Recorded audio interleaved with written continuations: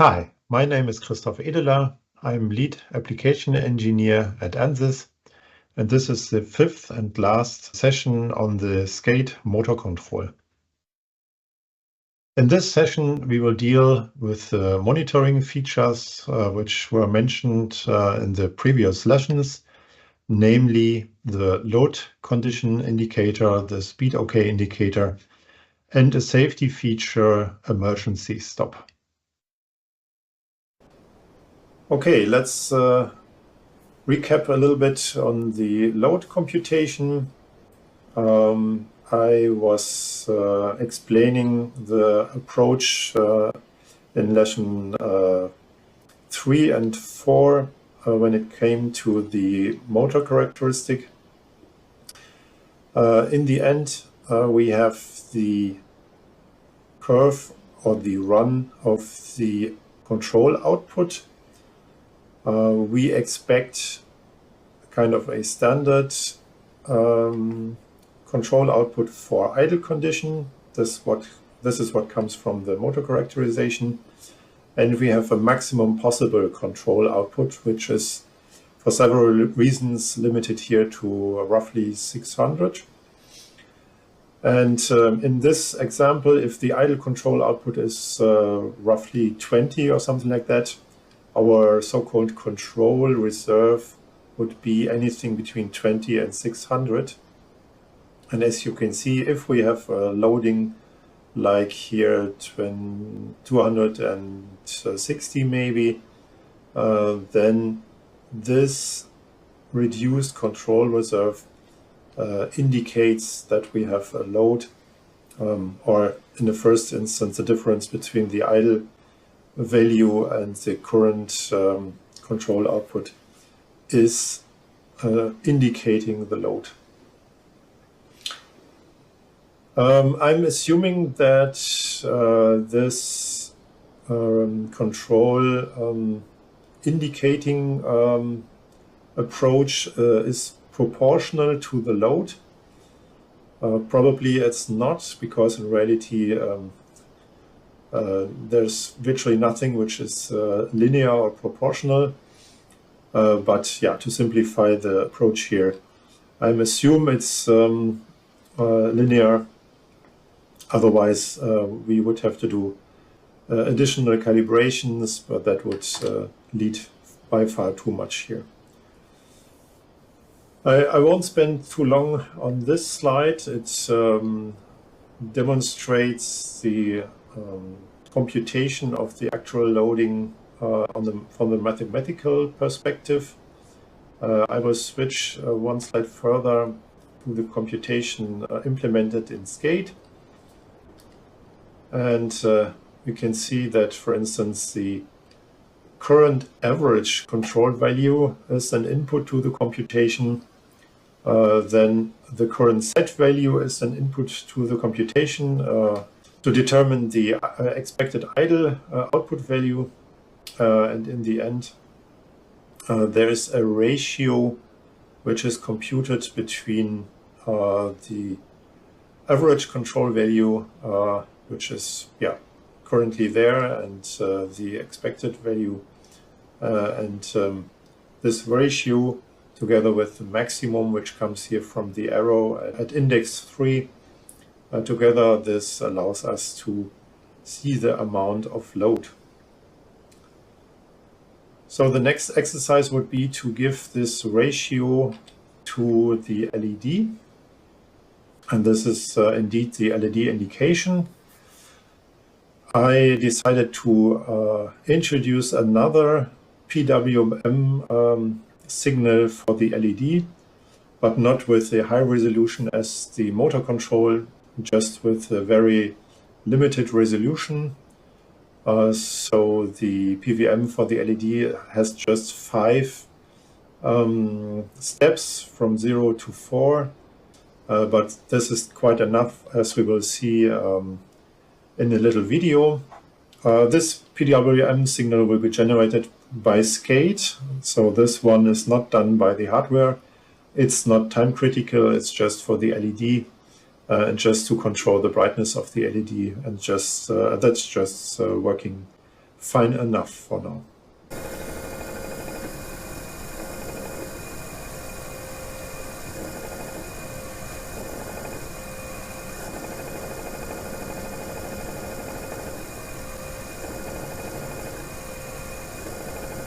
Let's now see the speed indication.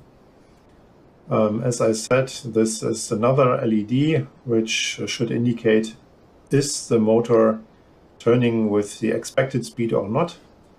And this is quite simple. In the SCADE implementation, I have the set value, I have the average last current value. That was just convenient to pick this value. It's not time critical so far, and I'm just checking if this value I'm checking if the difference is near 0, and if this is the case, the difference is quite low, and I will indicate the speed is okay. If not, this is just a false on the Boolean output here.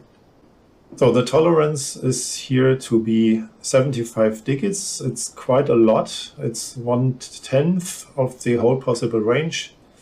But again, we are fighting against noise, and this is just a demo example. And with this selection, the result is quite good. And again, let's see the video here.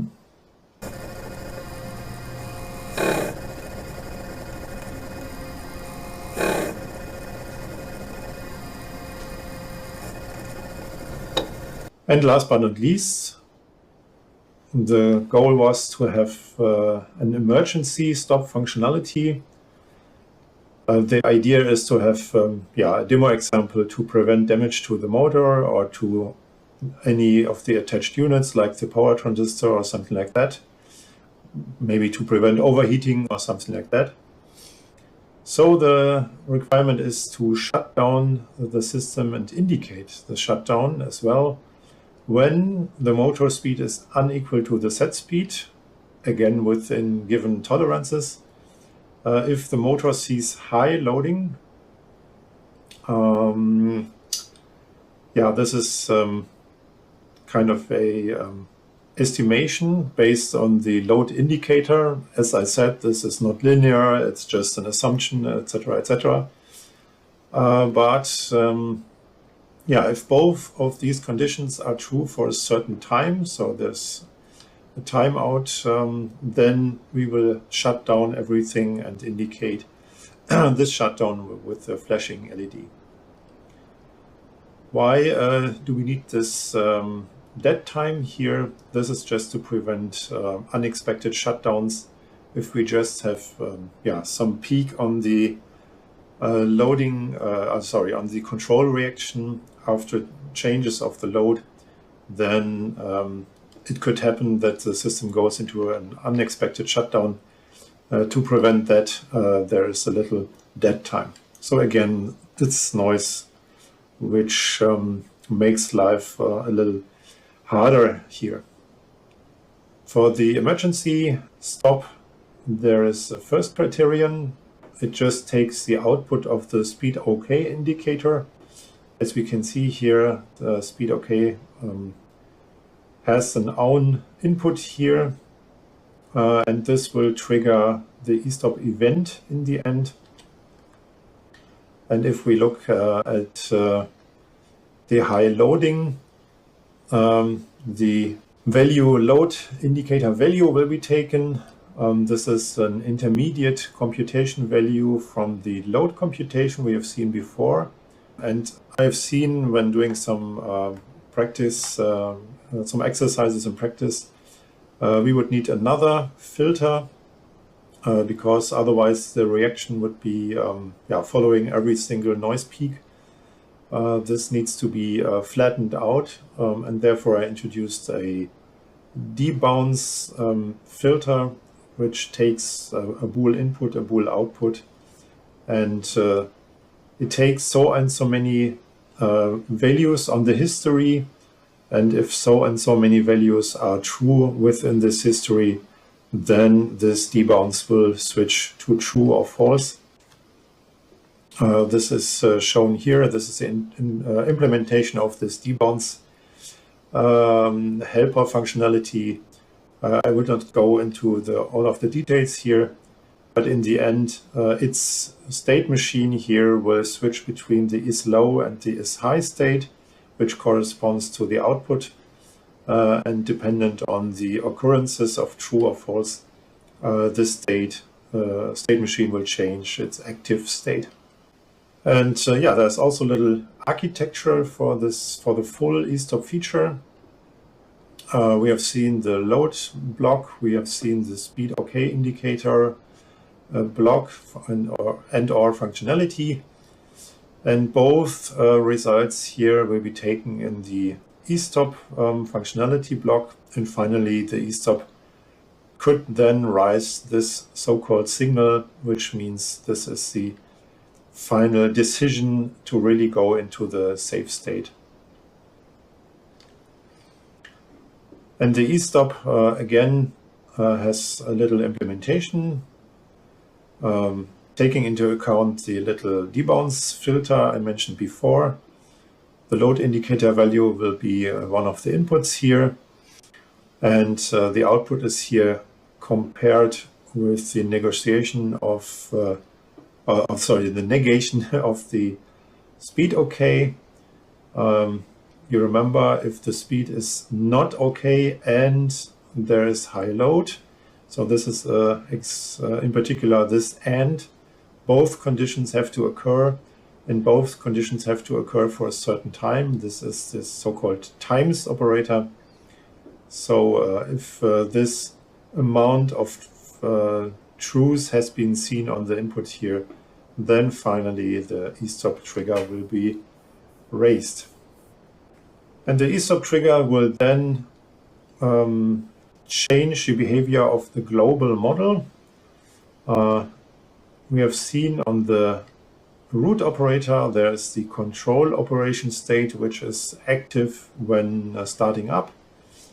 But as you can see, we have here a transition dependent on the eStop trigger. And once this occurs, we will leave the control operation and we'll go into a control eStop state. And in this state, the control value will be set, actually to 0, but I called it an eStop PWM value. Probably the safe state is not the standstill, probably the safe state is a certain amount of PWM, just a number, 10 or 50 or I don't know.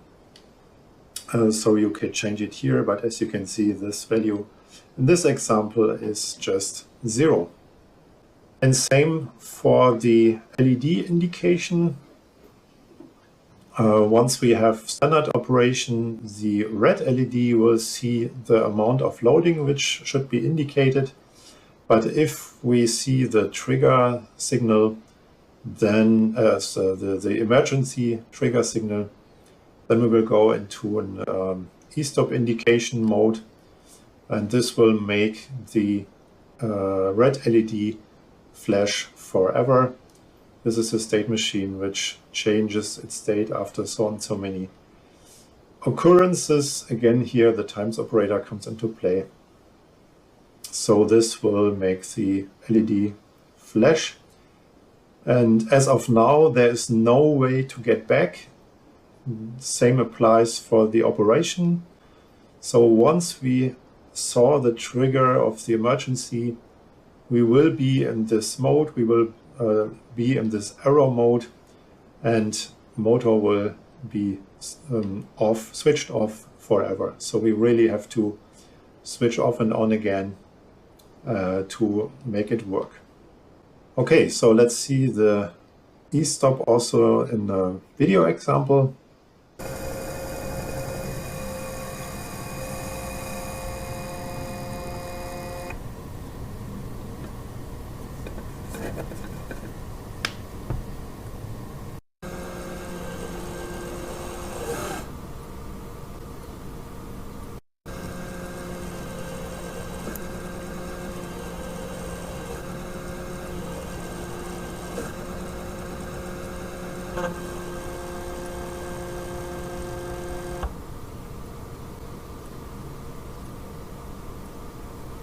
Okay, I hope you enjoyed the video. Here's some final thoughts. SCADE is a tool chain to implement safe and reliable software functionalities. What we have seen here, this emergency shutdown, is just a very simple example.